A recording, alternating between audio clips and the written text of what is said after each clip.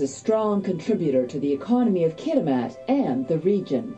Enbridge's proposed Northern Gateway pipelines would transport more than 700,000 barrels of petroleum products each day between Kitimat and the Alberta tar sands. And while concerns over threats to salmon in the event of an oil spill isn't something new, the Pembina Institute says its report has to do more with timing. They want the public to be well aware of possible impacts as Enbridge nears the beginning of its regulatory approval process. What we wanted to do was we wanted to make sure that there was some strong information out there so that people in northern British Columbia could start to understand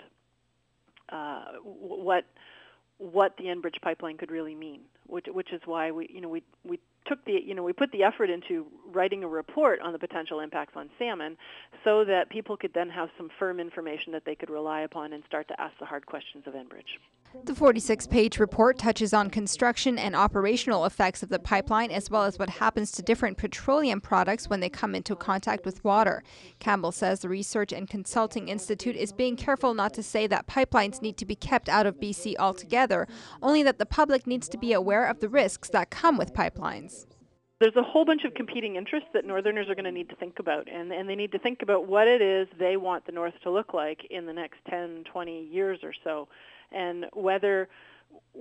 they want the North to be potentially jeopardized by the risk of a catastrophic spill, which I don't think is necessarily huge, but in the event that it does happen, it would have irreparable impacts on salmon. So I think Northerners need to think about whether or not they want the North to be,